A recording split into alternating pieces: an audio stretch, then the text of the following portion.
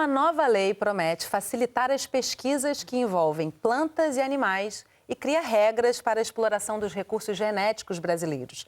A Lei da Biodiversidade é o assunto do Sala de Convidados de hoje.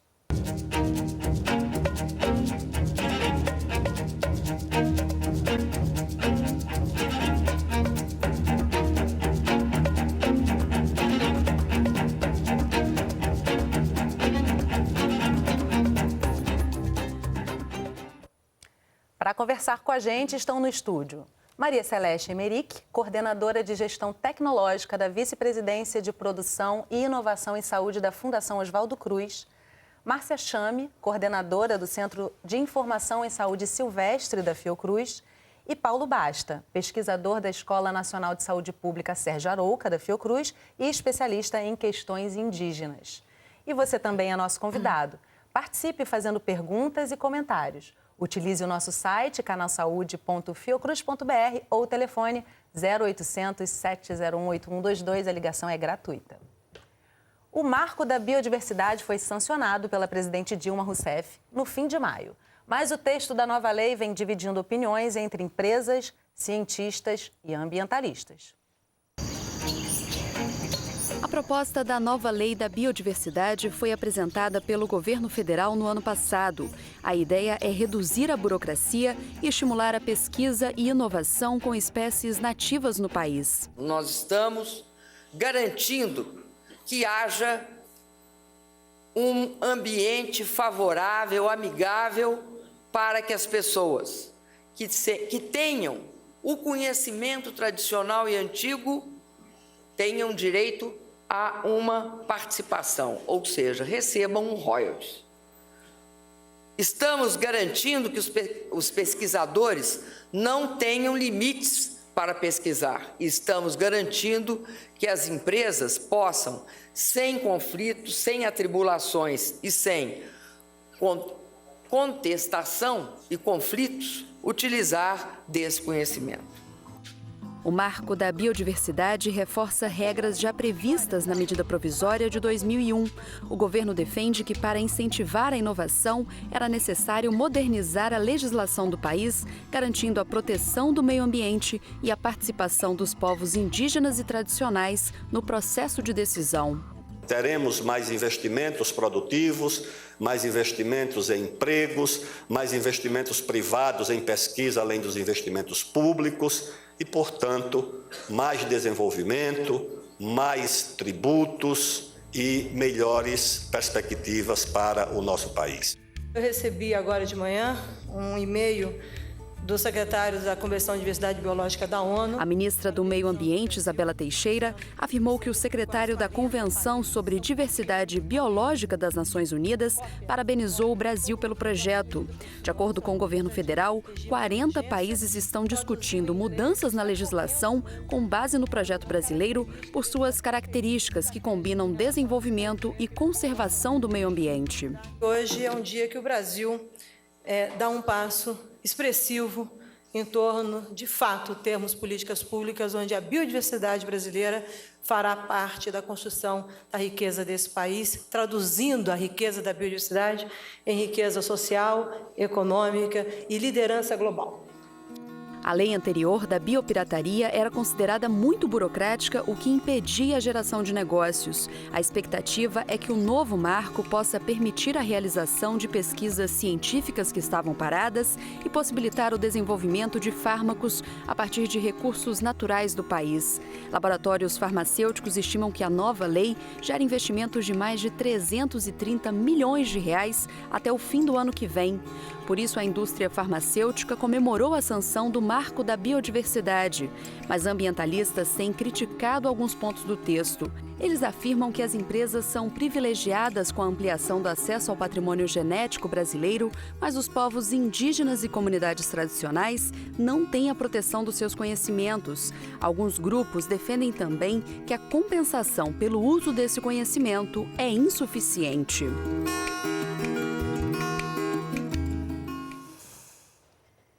Gente, muito obrigada, primeiramente, pela presença de vocês aqui com a gente no estúdio.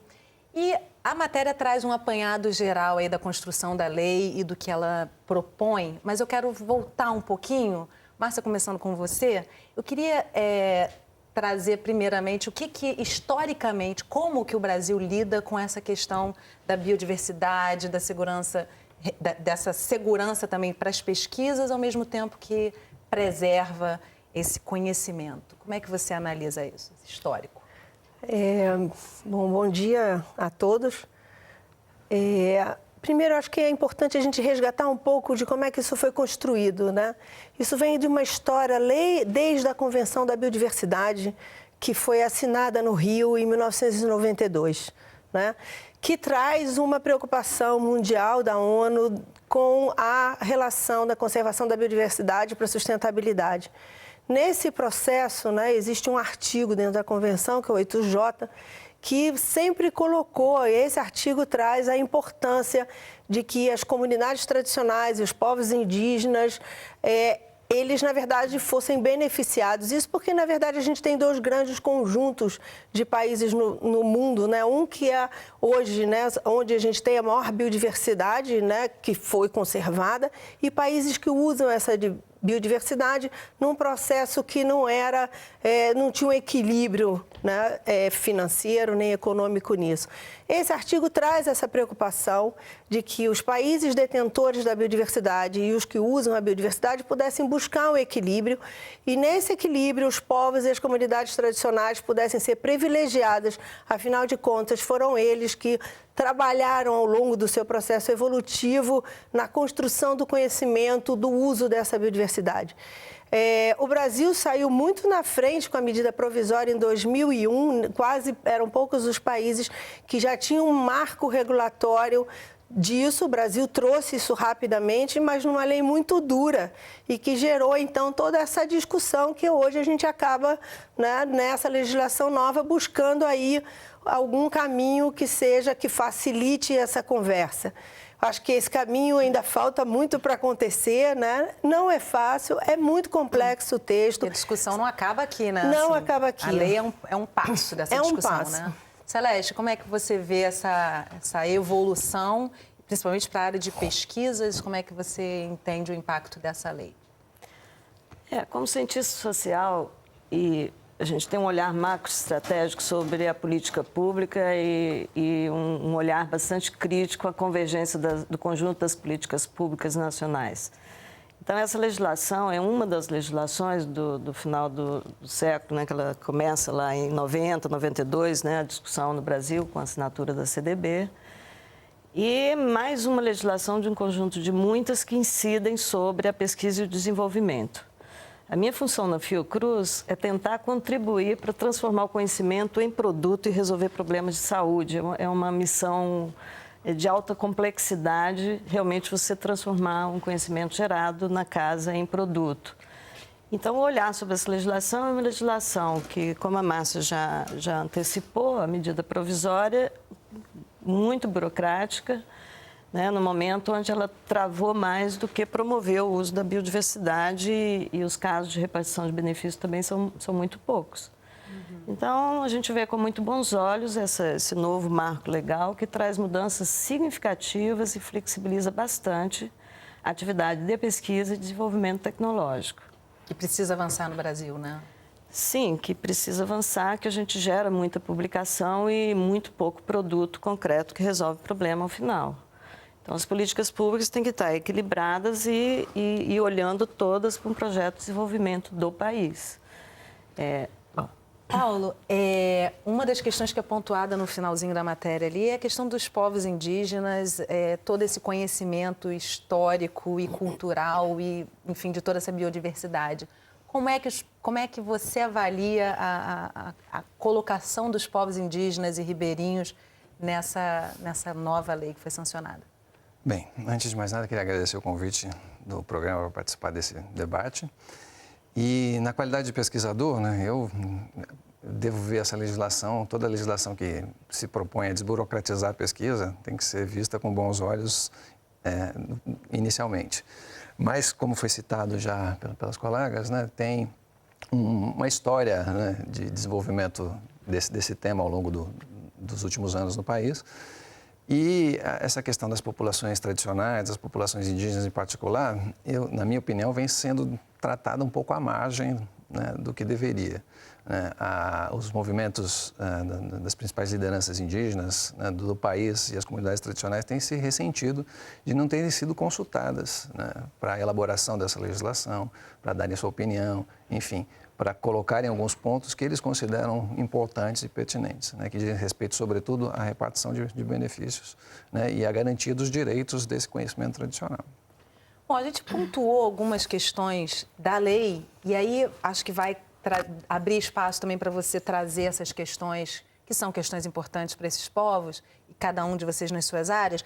Queria começar pelo acesso ao patrimônio genético, né? Para explorar a biodiversidade, antes as empresas tinham que submeter uma documentação ao Conselho de Gestão do Patrimônio Genético, o CEGEM, e aguardar a aprovação para iniciar os trabalhos. Agora, as organizações nacionais podem fazer um cadastro simplificado pela internet. Aí eu pergunto a vocês o seguinte, o que muda com isso e como é que isso tem sido feito até agora? Qual a importância desse marco, no entender de vocês? Bom, o marco anterior que previa uma autorização prévia ao ato do início de uma pesquisa científica, né? E uma autorização que exigia um conjunto de documentações e de documentos, que você tinha que ter uma rastreabilidade muito grande do processo da pesquisa, que trouxe uma dificuldade bastante grande. Eu acho que a legislação não foi feliz com o intuito máximo de um uso sustentável e o país usando a soberania sobre seus recursos genéticos, incorporando toda a cadeia de desenvolvimento e, portanto, o papel aí das comunidades tradicionais, comunidades locais, tem uma função crucial para o avanço do conhecimento e essa interação com as instituições de pesquisa é muito frutífera. Só que a lei tinha vários processos de autorizações que realmente, e como a Márcia já antecipou, é um assunto de alta complexidade, é uma legislação que trouxe um conjunto enorme de conceitos novos e conceitos que a gente, de difícil interpretação às vezes. Então, a mudança, como foi até agora, ela, é lógico que tem ainda algumas características na legislação, alguns trechos dela e muito sobre a questão ainda de repartição de benefícios, sobre a questão do uso do conhecimento tradicional que deixa a desejar. Pode ser que a regulamentação consiga avançar um pouco em algumas questões que hoje estão bastante imprecisas ainda.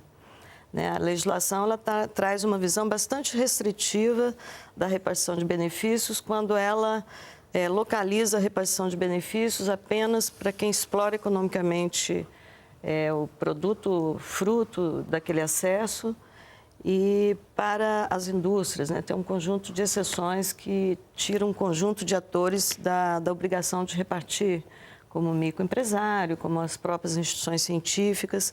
Ou seja, a legislação tem muitos lados positivos, eu acho que é o momento de comemorar.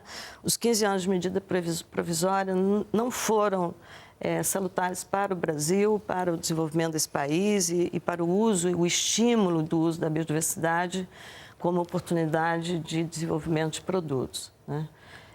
Os atores envolvidos com essa conversa, além das comunidades tradicionais, toda a comunidade científica, né, que gera conhecimento, das universidades, dos institutos de pesquisa, e o mundo empresarial, com as empresas. Então, são 3 segmentos bastante nítidos, com interesses divergentes, nem sempre convergentes. Então, você tem que buscar pontos de equilíbrio que realmente promovam o uso da biodiversidade. Como eu disse antes, para uma instituição como a Fiocruz, um impacto muito positivo nessa simplificação da forma de começar a pesquisa, né? Então, um cadastro simplificado, a lei ainda prevê autorizações em 2 situações bastante específicas, né? Em uso de fronteiras, com determinada quilometragem das fronteiras, você tem que ter autorização de autoridade da Marinha. Em algumas áreas de segurança, você tem que ter também uma autorização de autoridade da Defesa Nacional.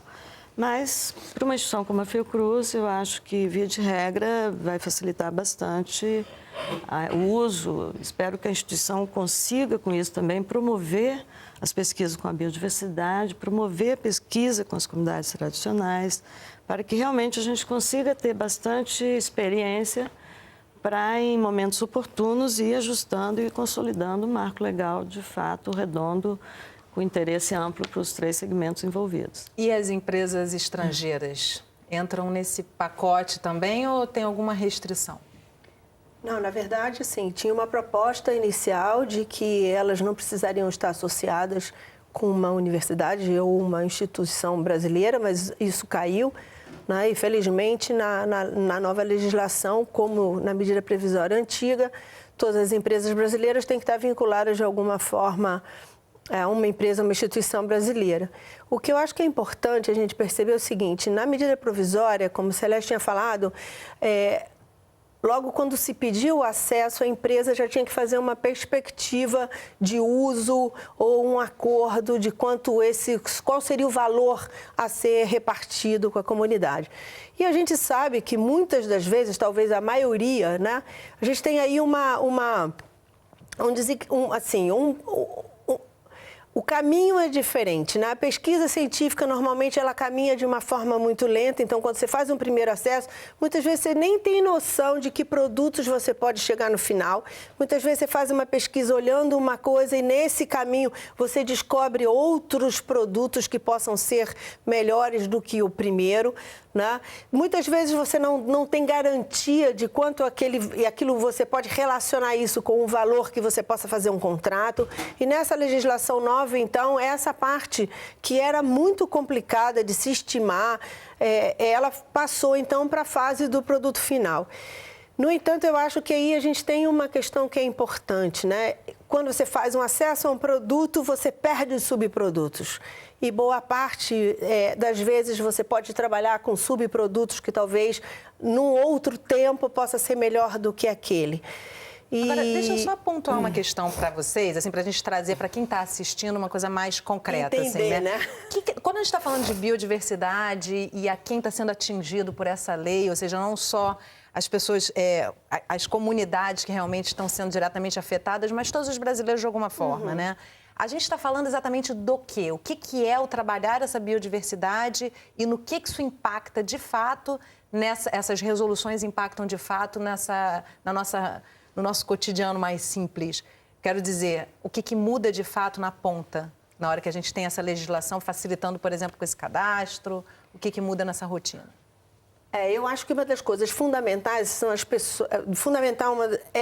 pessoas entenderem que a biodiversidade brasileira, ela é extremamente rica e isso pode gerar um enorme benefício de recursos para o Brasil, coisa que normalmente a gente não pensa, né? A gente sempre acha que aquilo é aquela coisa do fundo do quintal, que isso não tem valor. Mas isso é utilizar plantas e animais para pesquisas, por exemplo, de uma forma mais simplificada, ou não? Agora, isso não é só utilizar para medicamentos. Imagine o universo que se tem de utilização da biodiversidade para produção de fragrâncias, pigmentos, bioinseticidas, um universo de potencialidades de uso, né, para alimentação, que não a espécie em si, mas coisas que você pode agregar num processo de alimentação, de uso industrial, uma série de questões que estão embutidas e a gente só olha medicamento a princípio porque é o mais fácil.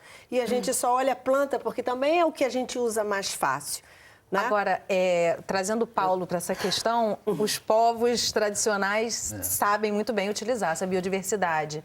E, na verdade, sempre utilizaram, né? Sempre foi um patrimônio muito explorado por essa população de uma forma muito producente, inclusive. Agora, no que isso impacta na realidade desses povos? Bem, acho que pegando um pouco dessa fala da Márcia, né, é importante pontuar essa questão do potencial de exploração, né, que essa legislação traz em si, né? Então, acho que o principal ponto positivo dessa legislação é essa questão de desburocratizar o que vinha sendo travado pela legislação anterior e dar essa perspectiva de ampliação, de exploração do potencial brasileiro da biodiversidade e da genética, né? Seja nessa questão dos medicamentos, seja na questão dos cosméticos, da própria alimentação, da manipulação de sementes e etc.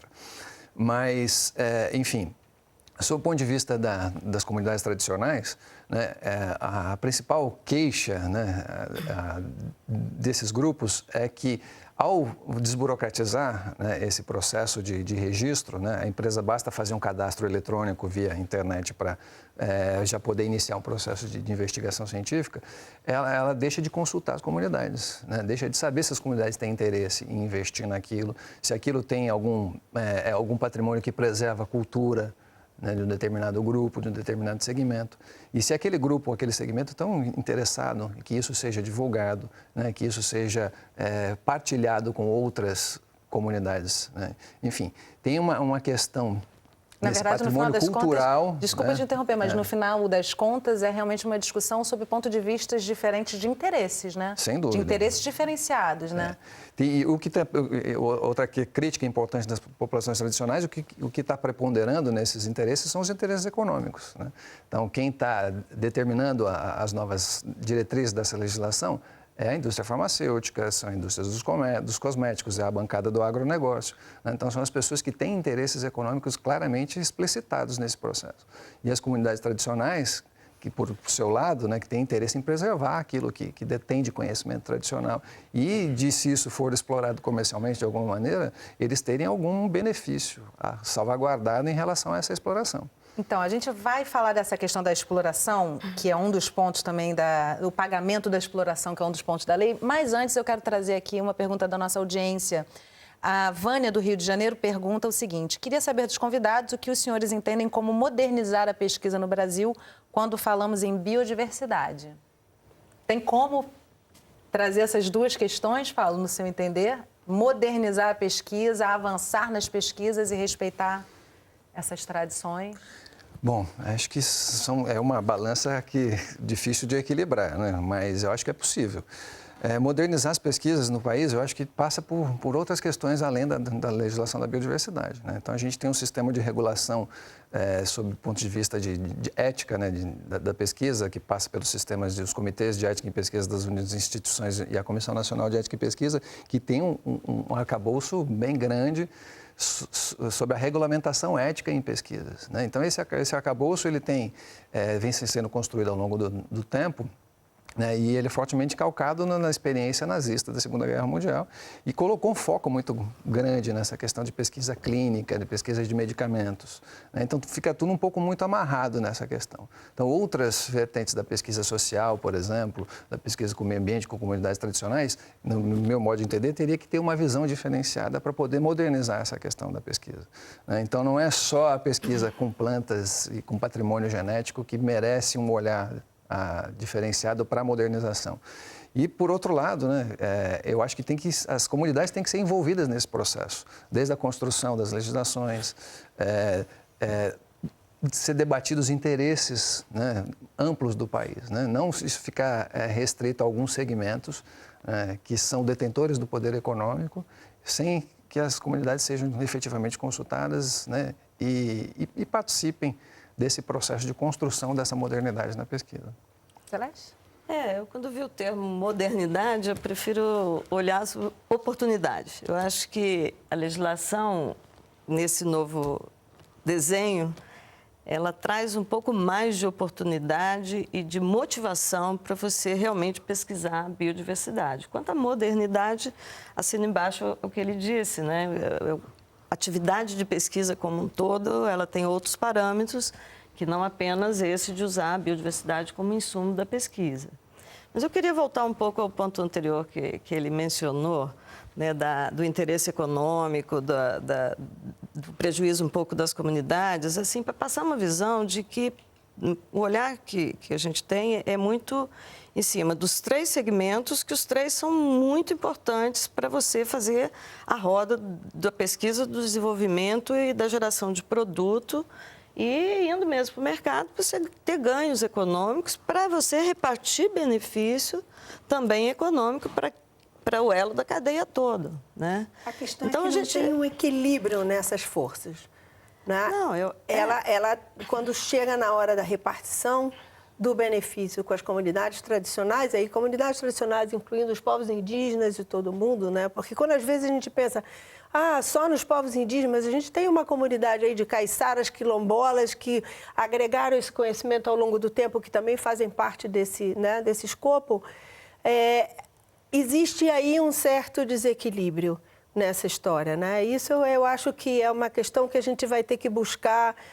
A lei deixa muito fragilizada na hora, por exemplo, dos setores repartir entre 1% e 0,1%.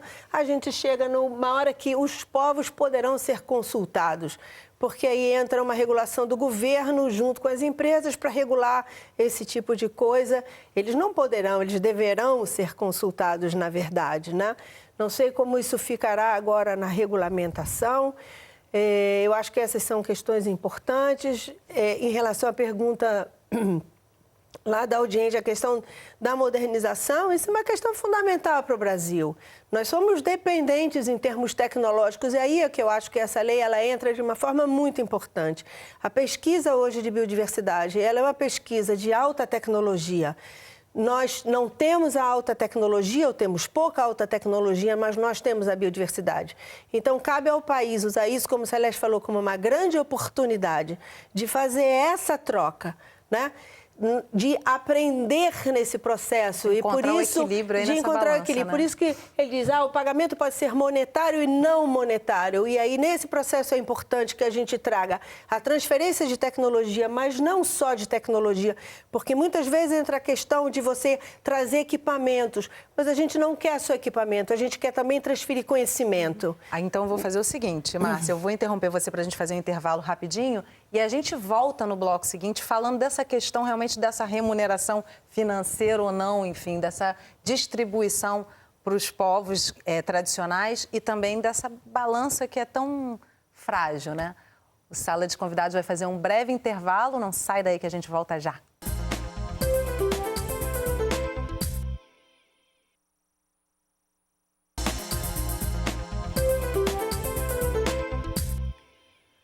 O Sala de Convidados está de volta conversando sobre a Lei da Biodiversidade. Nossos convidados são a Maria Celeste Emerick, da Vice-Presidência de Produção e Inovação em Saúde da Fundação Oswaldo Cruz, a Márcia Chame, do Centro de Informação em Saúde Silvestre da Fiocruz, e Paulo Basta, da Escola Nacional de Saúde Pública Sérgio Arouca, da Fiocruz. E você também é nosso convidado, participe fazendo perguntas e comentários. Utilize o nosso site, canalsaude.fiocruz.br ou o telefone 0800 701 8122, a ligação é gratuita. Bom, a gente finalizou o bloco anterior falando da questão do pagamento pela exploração. Então, vamos ver como é que ficou esse texto no caso do Marco da Biodiversidade.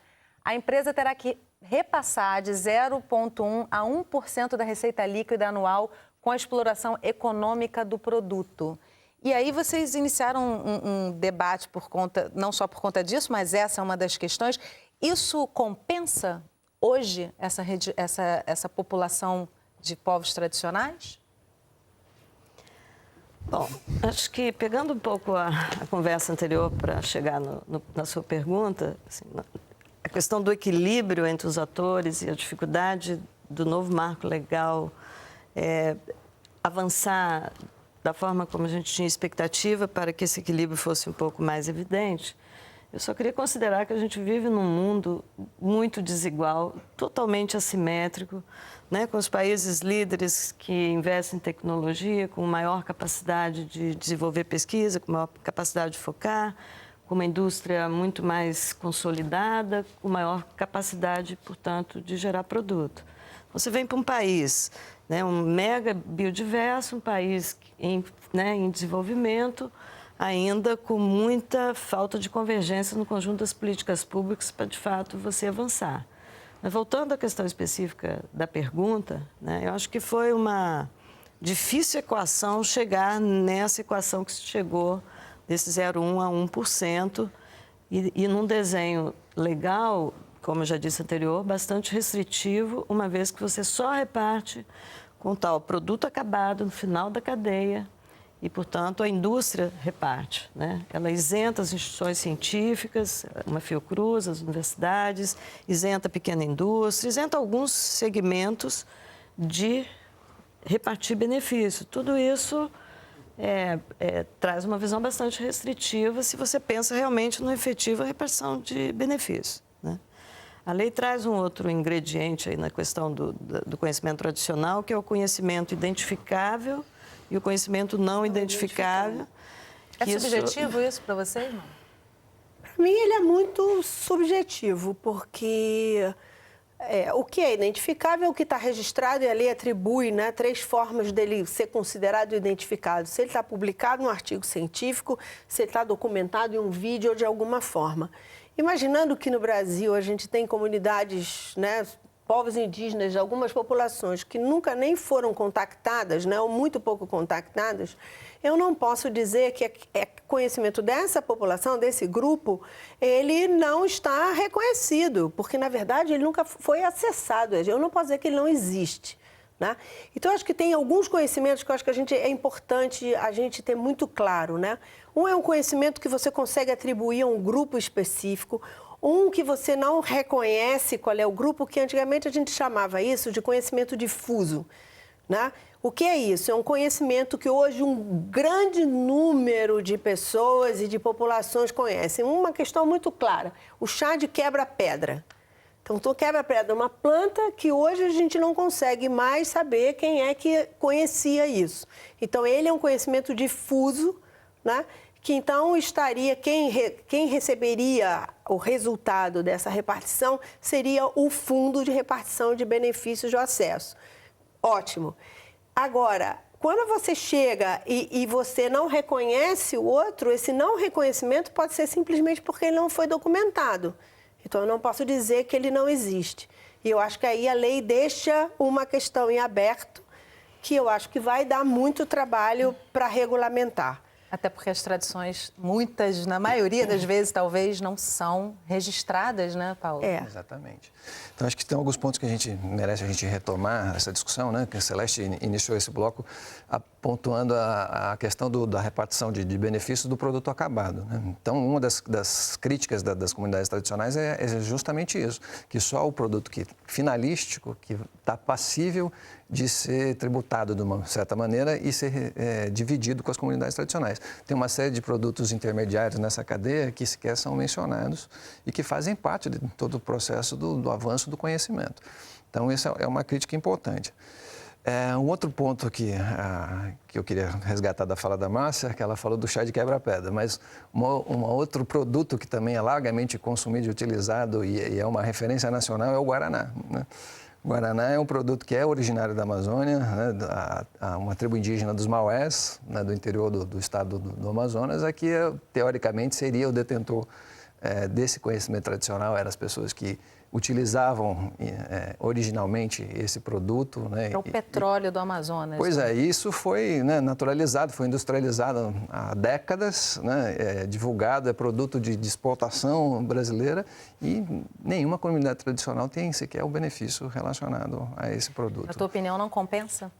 Voltando àquela pergunta. Eu acho que toda forma de repartição, né, ela tem que ser olhada com cautela e tem que ser investida, tem que ser valorizada. As comunidades que são detentoras têm que receber ter assegurado o seu conhecimento de alguma maneira e tem que se beneficiar desses lucros que a indústria gera, né? Então, os meus exemplos são muito referentes às populações indígenas, que são as populações que eu mais trabalho. E uma coisa que a gente observa bastante, que em várias regiões do país, né, as áreas indígenas, as terras indígenas, são pressionadas no seu entorno pela indústria, né? Seja a indústria do agronegócio, principalmente, a indústria da alimentação, né, os pastos.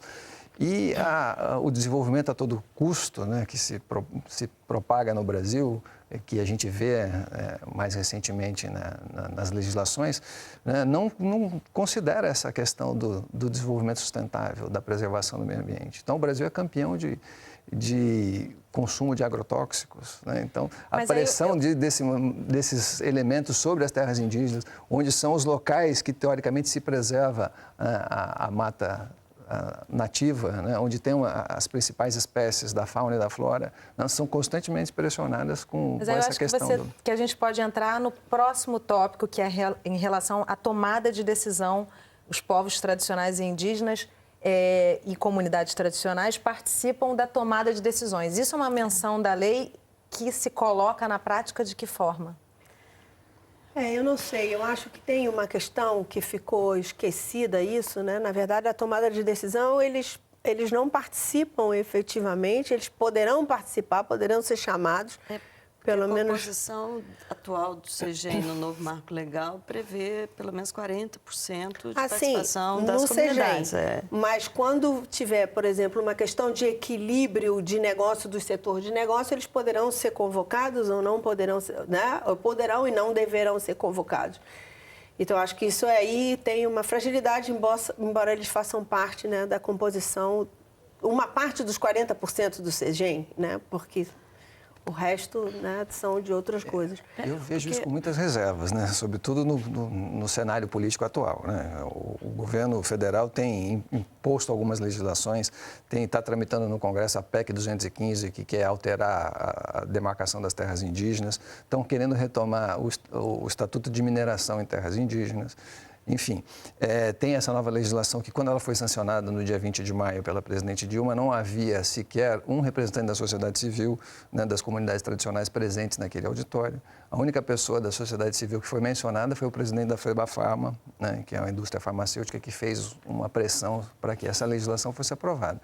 Então, acho que a participação das comunidades efetivamente na construção da legislação deixou muito a desejar, né? Isso vai contra alguns acordos internacionais que o Brasil é signatário, né? A Convenção 169 da Organização Internacional do Trabalho, que diz que é necessária a consulta prévia às comunidades. Então, várias organizações indígenas e de povos tradicionais escreveram uma carta de repúdio a essa legislação, apontando alguns itens, né, que eles consideram que são violações aos seus direitos, que eles não foram consultados. E eles querem mais participar, querem estar presentes nessa negociação. Né? Não é que as comunidades sejam contrárias à legislação, né? Não querem o desenvolvimento do país, não é nada disso. Né? Eles querem mais participar. Contrário. Eu acho que as comunidades querem que a legislação incorpore e proteja esse conhecimento. Exatamente. Porque uma das questões que acabou ficando de fora é a questão dos processos. Né? A gente tem toda uma lei para produto final, mas, na verdade, se sabe, e aí toda a indústria, não é só o produto final, é como é que aquela comunidade aprendeu a trabalhar e a extrair o componente principal daquela espécie. Ninguém vai chegar assim e falar assim, espécie tal, você pode virar um remédio. Ninguém, se for lá gastar o tempo para saber se é a ponta da raiz, se é o caule, se é a casca, se é a folha, isso demora um tempo enorme de pesquisa. Quando se faz o acesso ao conhecimento daquela comunidade, aquela comunidade já sabe que vai pegar a folha jovem, que vai fazer um chá de uma forma, ou vai macerar ou não macerar. Então, isso é reconhecimento de um processo de produção. E toda essa parte desse conhecimento de processo, ele acabou não existindo nessa legislação. Ele não está sendo considerado. Acho que tem assim, você olha a trajetória da discussão desse assunto no Brasil, ele foi absolutamente perverso em todas as iniciativas que se tentou aprimorar o marco legal. Então, eu ainda tive assim, uma oportunidade de estar participando em momentos chaves lá no grupo interministerial no governo Fernando Henrique, quando a gente discutiu o primeiro projeto de lei da então senadora Marina Silva.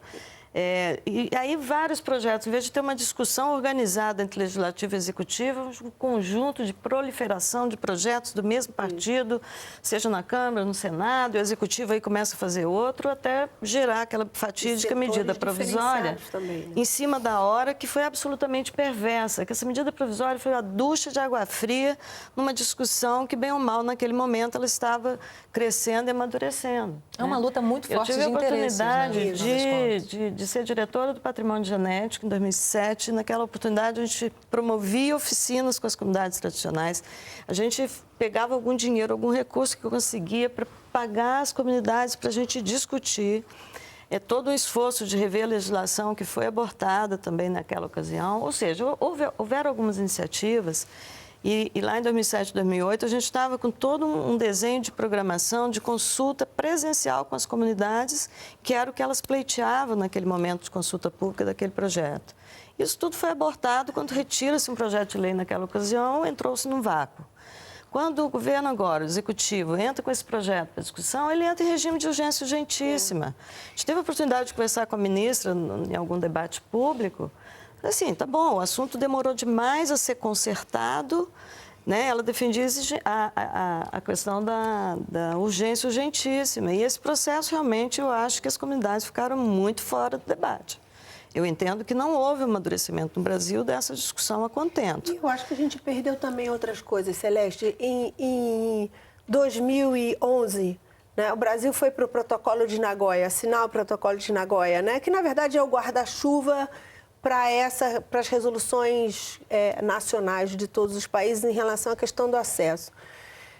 O Brasil foi muito forte com o entendimento de que os patógenos faziam parte da biodiversidade nacional. Que são patógenos? Patógenos são micro-organismos, né, que podem provocar doenças em plantas e animais. E nas pessoas também, né? E dentro desse universo, né, de patógenos, você tem aí uma possibilidade enorme de desenvolvimento de vacinas, de desenvolvimento de kits de diagnóstico, medicamentos, uma série de coisas que tem um forte apelo da indústria farmacêutica. O Brasil, em 2011, foi para o Protocolo de Nagoya afirmando que o Brasil entendia que os patógenos faziam parte da biodiversidade brasileira. No entanto, nessa nova lei, os patógenos somem. Eu não vi que eles sumiram, Márcia. Sumiram. Eles vão dar uma... Os micro-organismos estão lá na Os definição. Micro-organismos estão aqueles dentro dos substratos. Bom, e o sangue porque... humano é um substrato, ou quando você fala de micro-organismo, você está falando de que ele está disperso na água e no solo? Aí uma questão importante a ser trabalhada na questão da regulamentação. E me parece, assim, ouvindo vocês falando, me parece que a população brasileira está tão distante desse conhecimento que a discussão fica distante também da própria população e a população que estaria mais próxima, que é justamente essa população tradicional, de certa forma, está afastada dessa discussão. Agora, eu queria trazer de volta sobre a relação, com relação às formas de pagamento, porque essa foi uma discussão intensa do processo todo dessa legislação, que é realmente compensar essa população tradicional indígena por esse conhecimento e por essa biodiversidade preservada ali nessas comunidades. Então, com relação à forma de pagamento, acho que um de vocês fez essa colocação, que além de ser um percentual para alguns considerado baixo e pequeno, ele também traz, esse marco da biodiversidade traz esse pagamento de uma forma diversa, ou seja, pode ser financeiro, pode não ser financeiro. Como é que vocês avaliam isso em termos práticos? A Márcia citou alguns pontos importantes dessa questão e eu acho que assim, esse percentual, essa faixa de 0,1 a 1%, né, que a gente falou, é justo, é suficiente ou não? Isso a gente já colocou as questões, isso está sendo tributado, olhado só o produto acabado. Para além disso, há uma crítica das populações tradicionais que está sendo estipulado um piso, né? Desculpa, melhor, um teto para... Antes fosse um piso, né? Então, o que eles gostariam é que se estipulasse um piso de repartição. Então, a partir desse valor, a gente pode negociar algo mais e, a depender dos lucros da empresa, isso pode ser ampliado ou não. Então, esse é um ponto importante. E essa questão da repartição ser financeira ou não, né, deixa uma margem muito ampla, né? O que pode ser considerado como uma repartição de benefício não financeira? Né? Subjetividade? Um investimento num projeto de desenvolvimento numa comunidade, um projeto de piscicultura, né? Um enriquecimento de sementes. Tem uma rede de sementes do Xingu, né? A área do Parque Indígena do Xingu é tradicionalmente muito conhecida no país e fora do país. E tem muitos movimentos, né, das lideranças indígenas. E existe atualmente uma rede de sementes do Xingu, não sei se vocês conhecem, né, que é uma iniciativa das comunidades em parceria com a Universidade do Estado do Mato Grosso, né, Marte. E esse grupo também sequer foi consultado, né, durante a legislação, né? Então, seriam pessoas que já têm experiência no trabalho com essas sementes tradicionais, de alguns elementos da própria cultura indígena que serviriam para enriquecer a alimentação, né? E esse ponto também, uma outra crítica que as lideranças fazem é que quando se trata de sementes de produtos alimentares, essa repartição não é contemplada, né? Então, essa repartição vai estar focada em produtos da indústria farmacêutica, em produtos de cosméticos e alguns elementos do agronegócio. Agora, fazendo uma breve leitura da lei, estudando um pouco para trazer para essa discussão, uma coisa me chamou a atenção e eu queria perguntar para vocês o que é o consentimento livre, prévio e informado, porque me causou alguma desconfiança. O que traz isso de positivo para essa lei? E o que significa isso? Bom, acho que esse é um documento que ele assim, é largamente utilizado todas as pesquisas e todas as, né, que são feitas com qualquer comunidade aí, independe, né, isso é uma questão do Conselho de Ética, o que se faz é informar as pessoas, né, e ela assina um termo dizendo que ela consente livremente, né, que o seu conhecimento seja repartido e que ela tenha claro entendimento do que será repartido.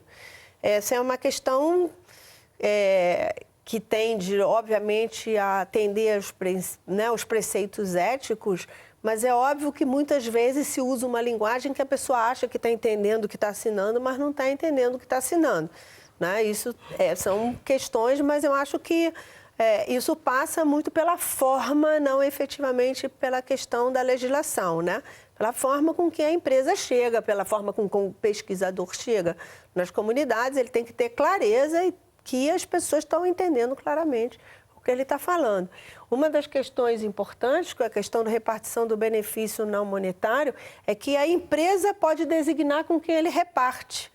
E não a comunidade diz para quem e como ela quer receber esse repartimento. Essa é uma questão. Da União, não tem? E tem intervenência da União também. Então, isso passa uma pelo questão ponto complicada também, né? É a condição para receber. A gente tem também, a gente levantou também essa questão que passa por essa exploração do conhecimento. E agora a gente observa na lei essa condição para receber. Os povos indígenas somente receberão em repartição de benefício quando o conhecimento considerado, é aquela questão que a gente falou lá no começo, né?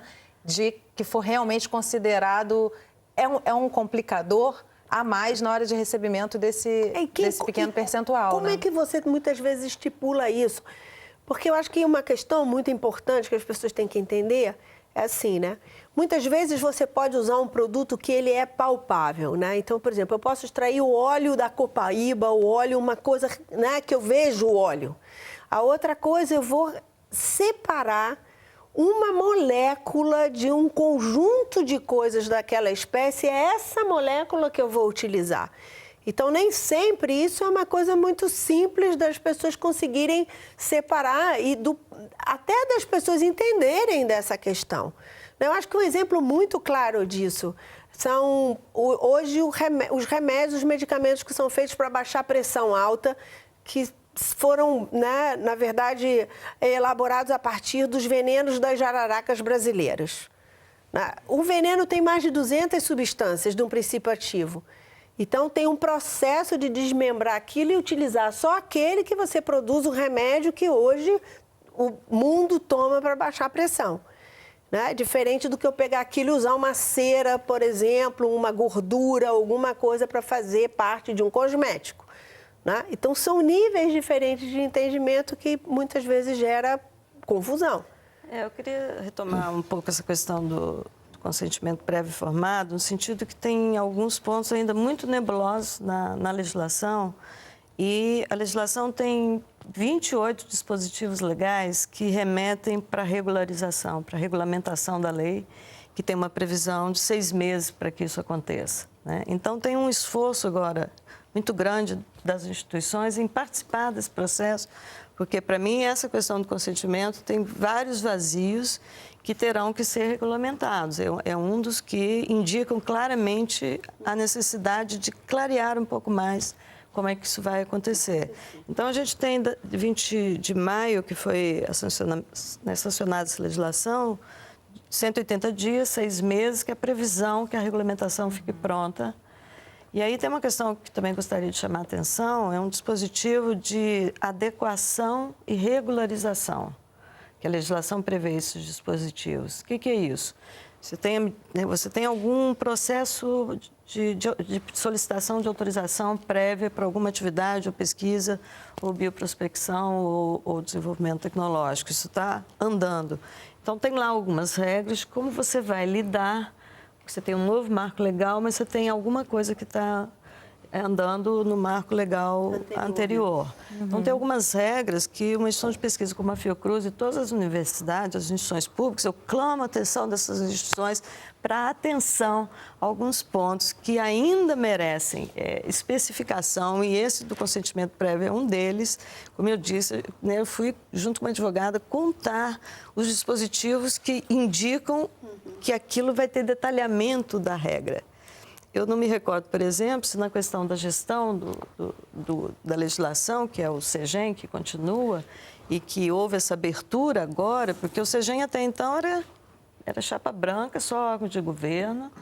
A Marina Silva, quando era ministra, conseguiu, num pacto, levar a representação desses 3 segmentos, indústria, comunidade tradicional e comunidade científica, para o Conselho, mas eles não tinham representação de voto, apenas podiam se manifestar. E enquanto a gente esteve lá, a gente honrava isso, trazendo as comunidades tradicionais, eu fazia questão de que elas fossem. Hoje, esse Conselho já vai permitir um pouco essa representatividade, mas que existe também alguma regulamentação. Então, assim, é chamar atenção para esses processos da transição de uma lei para outra e, na verdade, a medida provisória, de tão dificuldade de implementação, de tão burocrática, de tantas visões diferentes, não houve um apoio também do Ministério da Educação, de outros ministérios, quanto às suas instituições filiadas, para ter um aprendizado sobre essa legislação e a gente começar a usá-la em tempo e hora. Pra você ter ideia, a medida provisória de 2001, o Conselho de Gestão do Patrimônio Genético começa a operar em abril de 2002. Então, o sistema começa a viabilizar que se use a legislação um ano depois. E hoje também a gente é cobrada de estar regularizado desde a edição da legislação em 2001. Então, isso deixou um vácuo e muitas das instituições públicas que geram conhecimento nesse país estão no que a gente chama de passivo legislativo.